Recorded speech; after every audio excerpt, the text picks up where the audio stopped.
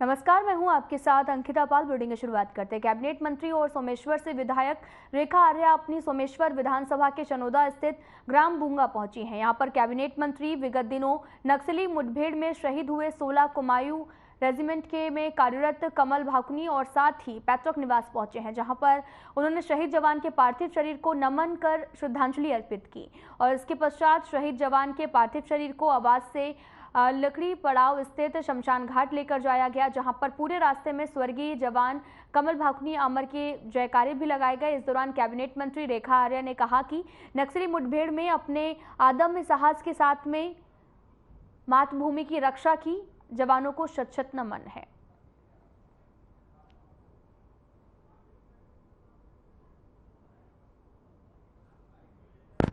लोगों ने जो है जनवरी से बहुत लंबा आंदोलन चलाया था। सरकार ने हमारे साथ वायदा किया था कि तुरंत ही सड़क का निर्माण कार्य शुरू किया जाएगा, लेकिन आज तक सड़क निर्माण कार्य हुआ नहीं।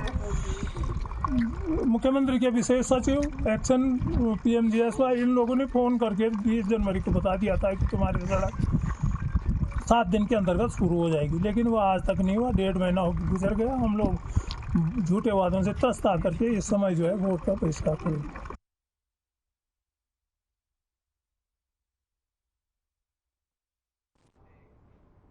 खबर चमोली से है, जहां पर ग्रामीणों ने जन आक्रोश रैली का आयोजन किया। ग्रामीण कई सालों से सड़क जैसी मूलभूत जरूरतों की समस्याओं से जूझ रहे हैं और इससे पहले भी ग्रामीण कई बार अपने ही गांव में धरने प्रदर्शन कर चुके हैं। ग्रामीणों का भी कहना है कि पिछले दिनों ग्रामीणों द्वारा अपने ही गाँव में कई महीनों तक क्रमिक धरना प्रदर्शन का आयोजन किया गया, जिस दौरान शासन और प्रशासन के द्वारा ग्रामीणों को आश्वासन दिया गया था कि बहुत गाँव की सड़क संबंधी समस्याओं को पूरा कर दिया जाएगा, लेकिन कई महीने बीत चुके हैं और आज तक कोई भी कार्रवाई नहीं हो पाई है।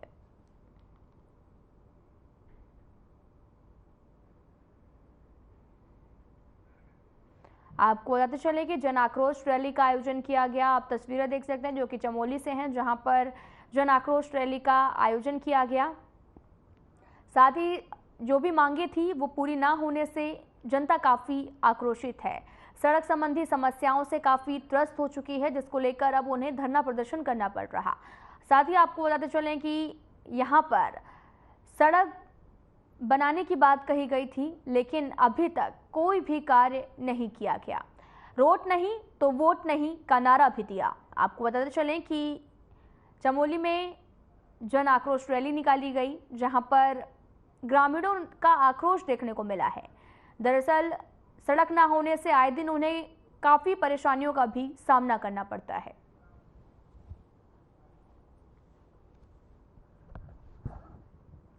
भंडारी, मैं यहाँ की महिला मंगल दल अध्यक्षा और 2-3 महीनों से हम लगातार संघर्ष कर रहे हैं, फिर भी हमें सब शासन प्रशासन ने अभी भी झूठे वादों में उलझा रखा है। रोड नहीं है, फिर भी बोल रहे हैं कि रोड आएगी। अभी तक कुछ भी नहीं है, पर हमारे गांव में रोड नहीं आएगी तो हम वोट बहिष्कार करेंगे। धन्यवाद।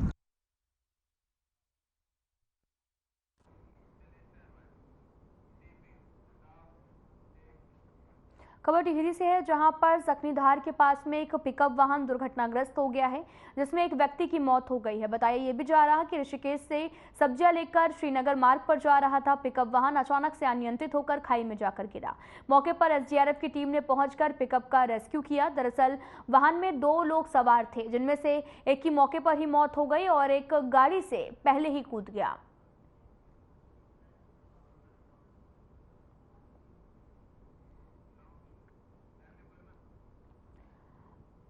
आपको बताते चलें कि पूरा मामला टिहरी गढ़वाल से है, जहां पर हादसे में एक व्यक्ति की मौत हो गई है। पिकअप वाहन दुर्घटनाग्रस्त हो गया, जिस दौरान एक व्यक्ति की मौत हो गई तो वहीं दूसरा व्यक्ति गंभीर रूप से घायल हो गया है। अनियंत्रित होकर खाई में जाकर गिरी, जिसके बाद में हादसे में एक व्यक्ति की मौत हो गई है। पिकअप वाहन दुर्घटनाग्रस्त भी हो गई है, जहां पर SDRF की टीम लगातार सर्च ऑपरेशन में जुटी हुई है।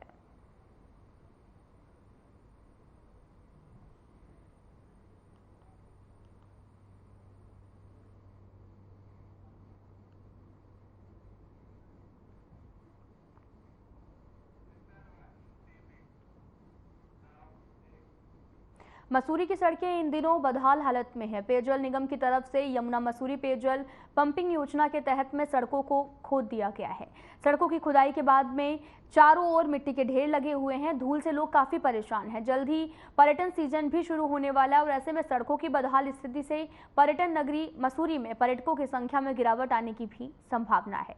5 अप्रैल को उपराष्ट्रपति के लाल बहादुर शास्त्री राष्ट्रीय प्रशासनिक अकेडमी में पहुंचने की सूचना पर राष्ट्रीय राजमार्ग 707A पर अधिकारियों की तरफ से आनन फानन में मिट्टी बिछाई जा रही है और गड्ढों को भरा जा रहा है, जिससे और अधिक परेशानी पैदा हो रही है। वहीं मई महीने तक सड़क को बनाए जाने की बात अधिकारियों की तरफ से कही जा रही है और ऐसे में पर्यटन सीजन प्रभावित होने की संभावना है।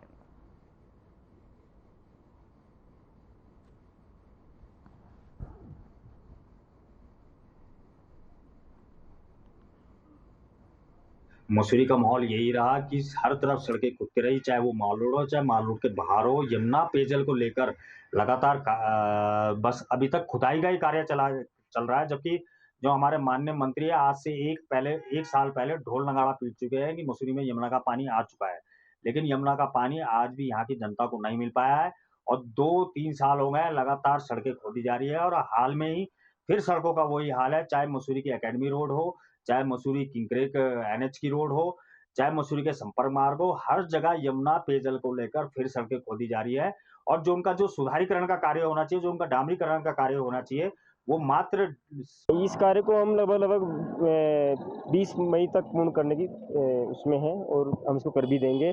और आपको हम बता दूं कि जो हमने अभी ये ट्रेन का काम कराया है ना, इसके ऊपर हम रिसाइकलर से इसको मिलिंग करानी है हमने ना, तो उसके लिए एक बिटुमिनस स्टेबलाइजर मटेरियल होता है जिसके लिए अलग से परमिशन लेनी पड़ी थी, वो हमें 20 मार्च को प्राप्त हुई है। उसके परमिशन के उपरांत ही जो उसके मशीन है, रिसाइकलर है, वो हमारा आज शाम को या कल सुबह तक यहाँ डिप्लॉय हो जाएगा और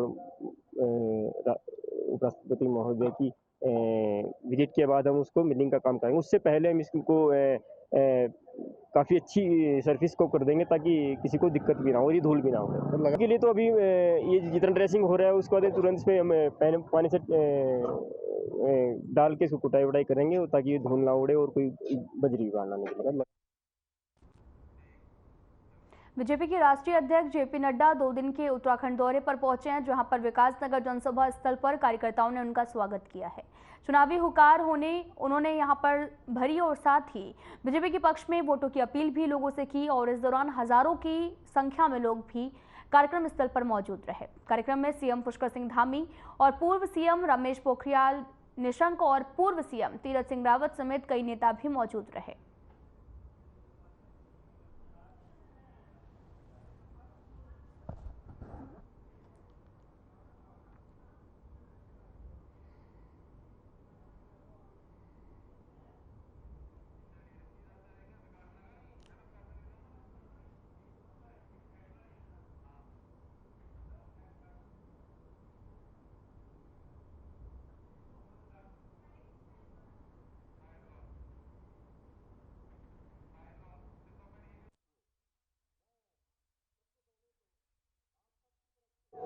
आज जो आप लोगों ने इतना माननीय नड्डा जी के यहाँ पहुंचने पर आपने सबका स्वागत किया, आपने उनका जोरदार गर्मजोशी से स्वागत किया, अभिनंदन किया। मैं भी एक बार फिर से आप सबकी तरफ से आपका बहुत स्वागत करता हूं, अभिनंदन करता हूं कि आप सब के बीच में उन्होंने हमारे यहाँ समय दिया। भाइयों बहनों, हम सभी जानते हैं कि 2014 के बाद से देश में भारतीय जनता पार्टी की सरकार आदरणीय प्रधानमंत्री नरेंद्र मोदी जी के नेतृत्व में एक सुदृढ़ भारत, एक समृद्ध भारत, एक सामर्थ्यवान भारत और एक शक्तिशाली भारत के रूप में विश्व पटल पर अपनी विशेष पहचान बना रहा है। माननीय प्रधानमंत्री मोदी जी के नेतृत्व में आज पूरी दुनिया के अंदर भारत का मान सम्मान और पहचान पूरे विश्व में बढ़ी है। भाइयों बहनों, माननीय प्रधानमंत्री जी ने विकसित उत्तराखंड और विकसित भारत के लिए अब की बार 400 पार का लक्ष्य दिया है।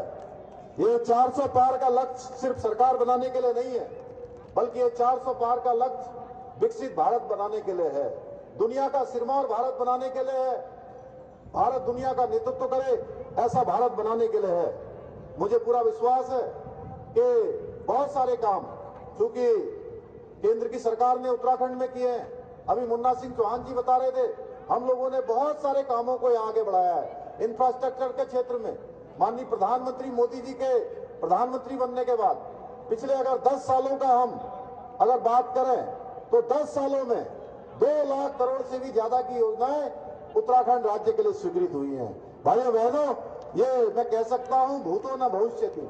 उत्तराखंड राज्य के हमारी सरकार ने लगातार राज्य को आगे बढ़ाने के लिए अनेक काम किए हैं। इंफ्रास्ट्रक्चर के क्षेत्र में बहुत सारे निर्णय लिए।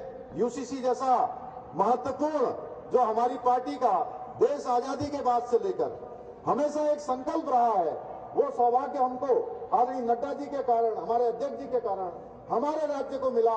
हर एक उत्तराखंड वासी को ये गौरव प्राप्त हुआ कि उत्तराखंड की विधानसभा ने राज्य के अंदर समान नागरिक संहिता का विधेयक पारित कर दिया, जिसको माननीय राष्ट्रपति महोदय ने भी अपनी स्वीकृति दे दी है। इसी प्रकार से हमने नकल विरोधी कानून हो या दंगा निरोधी कानून हो, धर्मांतरण का विधेयक हो, 30% अपनी मातृशक्ति को आरक्षण देना हो या 10% का उत्तराखंड आंदोलनकारियों को आरक्षण देना हो या 3 सिलेंडर निःशुल्क रूप से मुक्त रूप से भरे जाने की जो योजना जो हमने इस लोक विधानसभा के चुनाव में आदरणीय राष्ट्रीय अध्यक्ष जी के नेतृत्व में और माननीय प्रधानमंत्री जी के नेतृत्व में जो हम उत्तराखंड की जनता के समक्ष गए थे कि हम 3 सिलेंडर उत्तराखंड की जनता को, गरीब परिवारों को निःशुल्क रूप से रिफिल करेंगे।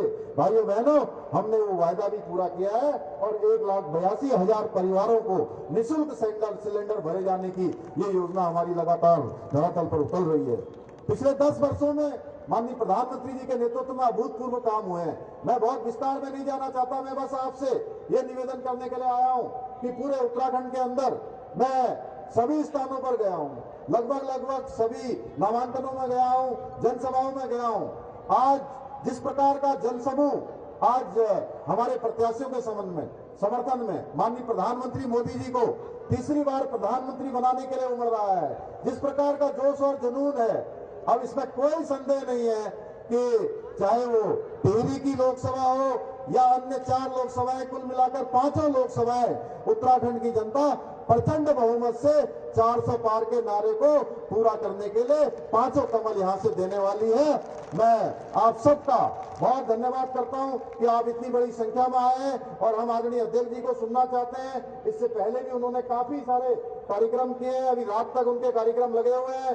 इतना ही आप सबकी तरफ से उनका एक बार फिर से देवभूमि आगमन पर स्वागत करते हुए, अभिनंदन करते हुए, आप सबका धन्यवाद करते हुए मैं अपनी बात समाप्त करता हूं। बहुत बहुत धन्यवाद।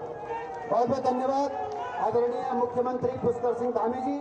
निश्चित रूप से आपके नेतृत्व में इस समय उत्तराखंड की 5 लोकसभाओं को हम भारी प्रचंड बहुमत के साथ में विजयी होंगे, ऐसी हमें पूरी उम्मीद है। और गर्मी तो अधिक है ही, लेकिन मेरा सभी लोगों से अनुरोध है कि अब हमारे आदरणीय मुख्य वक्ता जेपी नड्डा जी हम सभी को संबोधित करने वाले हैं, तो मैं निवेदन करना चाहता हूं कि अपने स्थान पर एकाग्रचित्त होकर के बैठे रहें। जैसा कि आदरणीय नड्डा जी का उत्तराखंड से गहरा लगाव है, मैं विनम्र अनुरोध करता हूं कि आपके नेतृत्व में भारतीय जनता पार्टी लगातार उन्नति कर रही है। पूरे देश में दक्षिण पूर्व से लेकर पश्चिम, उत्तर से दक्षिण तक विस्तार हो रहा है। आदरणीय जेपी नड्डा जी।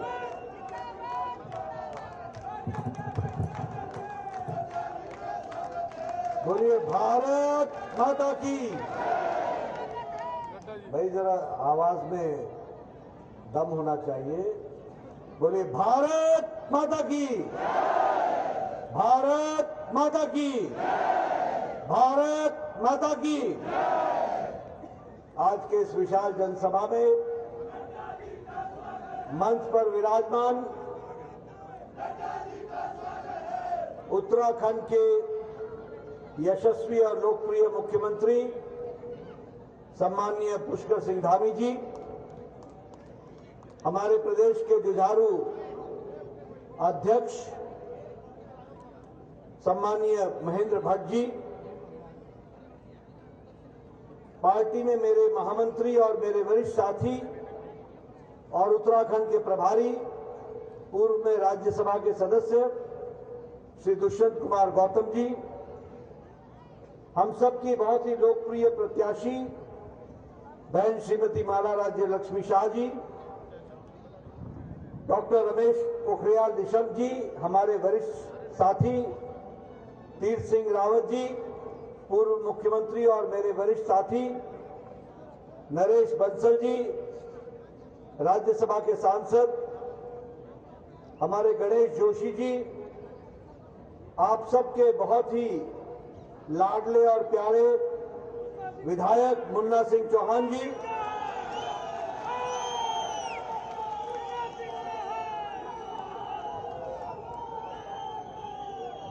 श्री पुंडीर जी, हमारे विधायक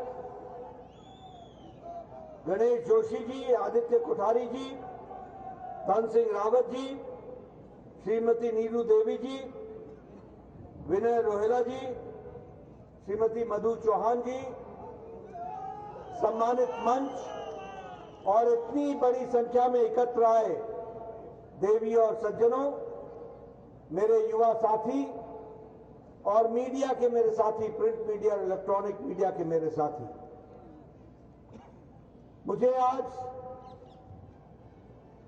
यमुना नदी के किनारे और टॉन्स के मिलन स्थान पर विकास नगर में इस ऐतिहासिक स्थान पर आने का सौभाग्य मिला है।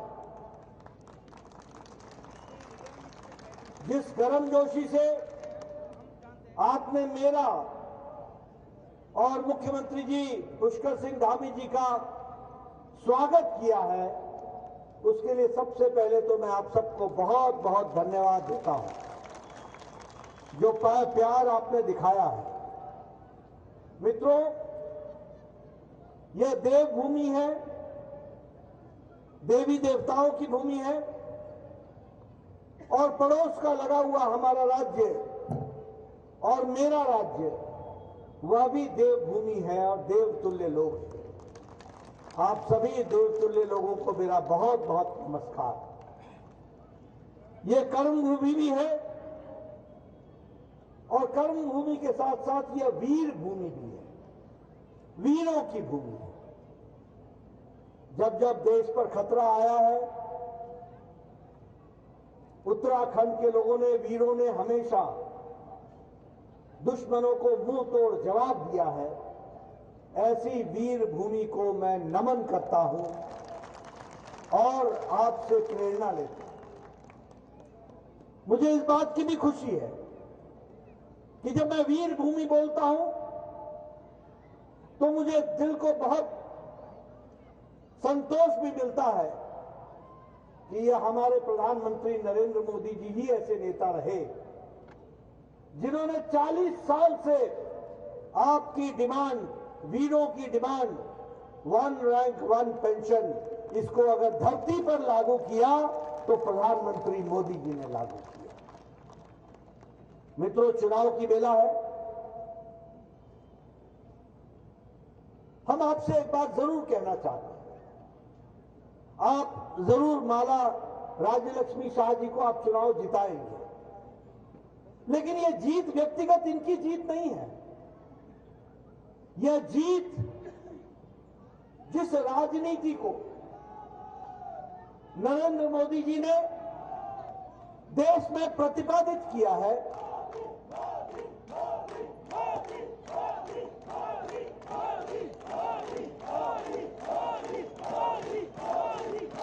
जिस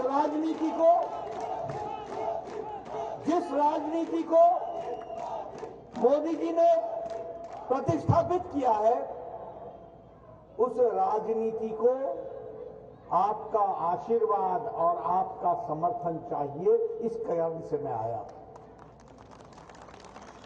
और जब मैं समर्थन की बात करता हूं तो पहले राजनीति क्या होती थी? राजनीति होती थी भाई को भाई से लड़ाओ, जातिवाद के आधार पर वोट मांगो, माइनॉरिटी और मेजॉरिटी के नाम पर वोट मांगो, वोट बैंक की राजनीति करो, अलगाववाद को बढ़ावा देते हुए तुष्टीकरण की राजनीति करते हुए अपने आप को गद्दी पर बैठाओ। ये राजनीति कांग्रेस ने 70 साल चलाई। लेकिन प्रधानमंत्री मोदी जी ने राजनीति की परिभाषा बदल डाली है। अब राजनीति की परिभाषा बदल गई है। अब कोई व्यक्ति जाति के आधार पर जीत नहीं सकता। अब कोई व्यक्ति अलगाववाद पर जीत नहीं सकता। अब कोई व्यक्ति और पार्टी तुष्टीकरण की राजनीति में नहीं जीत सकता। अब सिर्फ मोदी जी के नेतृत्व में एक ही राजनीति चलेगी, वह है विकासवाद की राजनीति, विकासवाद की राजनीति। पॉलिटिक्स ऑफ परफॉर्मेंस, काम करने का, परफॉर्मेंस करने का की राजनीति करनी होगी। पॉलिटिक्स ऑफ रिपोर्ट कार्ड, हमने क्या किया है लोगों के लिए, इस पर राजनीति चलेगी। तुष्टीकरण पर राजनीति अब नहीं चलेगी, जातिवाद पर नहीं चलेगी, वोट बैंक की पॉलिटिक्स पर नहीं चलेगी, अकाउंटेबिलिटी पर राजनीति चलेगी। ये मोदी जी ने एक नई परिभाषा देश को दी है। अभी अभी आपने देखा, कुछ दिनों पहले जातिगत जनगणना की बात चली, जातिगत जनगणना की बात चली। भारतीय जनता पार्टी ने भी कहा कि जातिगत जनगणना से हमारा कोई दुराव नहीं है, वो अच्छी बात है, होना चाहिए। लेकिन जातियों के आधार पर देश को बांट देना ये गलत है। और इसीलिए मोदी जी ने कहा, ज्ञान, गरीब, जी फॉर गरीब, वाई फॉर युवा, ए फॉर अन्नदाता और एन फॉर नारी शक्ति। जब गरीब की चिंता होगी, जब युवा की चिंता होगी, जब अन्नदाता की चिंता होगी, जब नारी शक्ति की चिंता होगी, तो सारे देश की चिंता हो जाएगी और देश आगे बढ़ जाएगा। इस तरीके की बात कही। मित्रों, आप सब लोग हमारी श्रीमती माला राज्य लक्ष्मी जी को चुनाव में कमल के निशान को आप अपना समर्थन देने वाले हैं। लेकिन समर्थन क्यों देने वाले हैं? आपको याद है ना, एक लंबे समय तक हमारे गांव बिना बिजली के रहे हैं। याद है कि नहीं है आपको? याद है कि नहीं है? पहाड़ों में, गांव में बिजली नहीं थी, आपको याद है ना?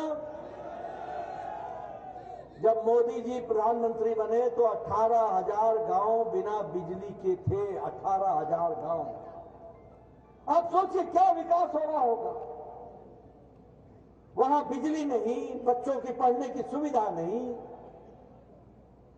लालटेन में पढ़ा करते थे, कैसी जिंदगी होगी। लेकिन आपने मोदी जी को आशीर्वाद दिया और मोदी जी ने 1000 दिन के अंदर, 1000 डेज के अंदर 18,000 गांव में बिजली पहुंचाई। अब कोई गांव बिना बिजली के नहीं है। ये भारत की बदलती तस्वीर है। मुझे यहां का नहीं मालूम, मुझे बताया गया कि बहुत से लोग हिमाचल प्रदेश के भी हैं, बड़े लोग पहाड़े भी यही थी। तुझे जो याद है ना, पानी ले आने वास्ते कहला चक्की के 3-3 किलोमीटर दूर जाया करते थे। 3-3 किलोमीटर दूर। मैं सच्ची गिलाया करता,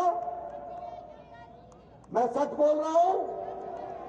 3-3 किलोमीटर घैला पानी का लेने के लिए जाते थे कि नहीं जाते थे? आज हर घर नल, हर घर जल, इसको साकार किया है तो प्रधानमंत्री मोदी जी ने किया।